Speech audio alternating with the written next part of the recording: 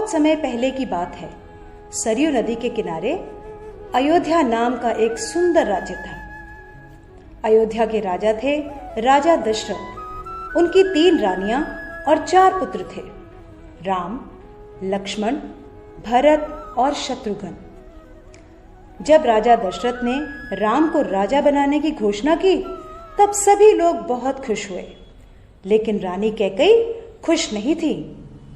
महाराज, क्या आपको याद है आपने मुझे 2 वचन दिए थे? आज उन वचनों को पूरा करने का समय आ गया है। मेरा पुत्र भरत राजा बने और राम 14 वर्ष के वनवास को जाए। राजा दशरथ की आज्ञा पाकर राम और लक्ष्मण सीता के साथ 14 वर्ष के वनवास के लिए चले गए। पंचवटी में सीता माता ने एक सुनहरे रंग के मृग को देखा। रंग सुनहरा मृग अति सुंदर, सीता मन को भाए, कोई जाए इस मृग को अति शीघ्र ले आए। सीता माता की इस बात को सुनकर श्री राम मृग की खोज में जंगल की ओर निकल गए।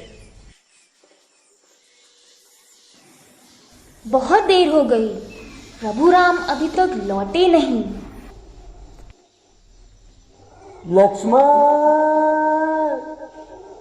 लक्ष्मण, हे सीते, हे सीते।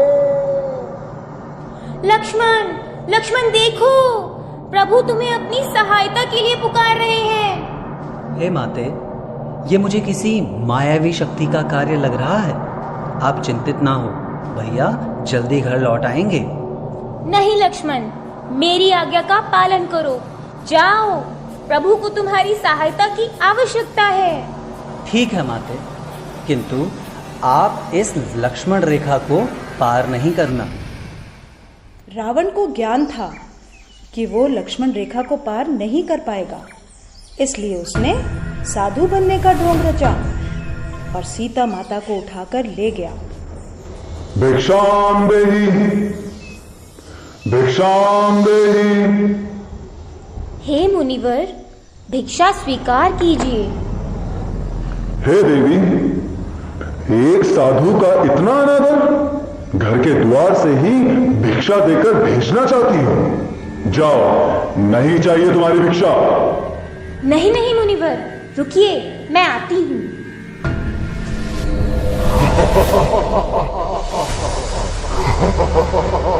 बचाओ, बचाओ, बचाओ, भैया लक्ष्मण, प्रभु राम, बचाओ, बचाओ, हे नाथ, मुझे बचाओ।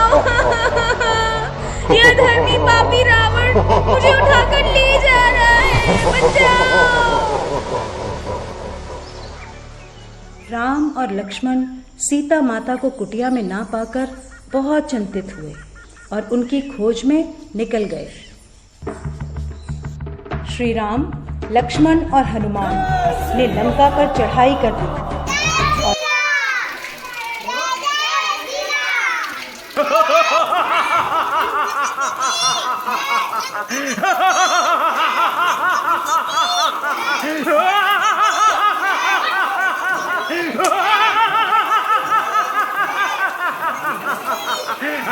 राम और रावण का युद्ध हुआ, जिसमें श्री राम विजयी हुए।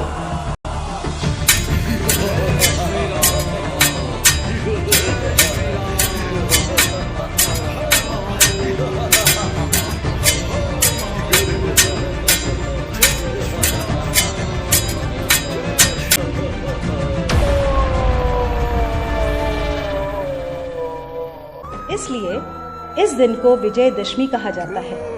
यह त्योहार बुराई पर अच्छाई की जीत का प्रतीक माना जाता है। हो जन्म जन्म की खोज बताए, राम से चल के राम पे आए।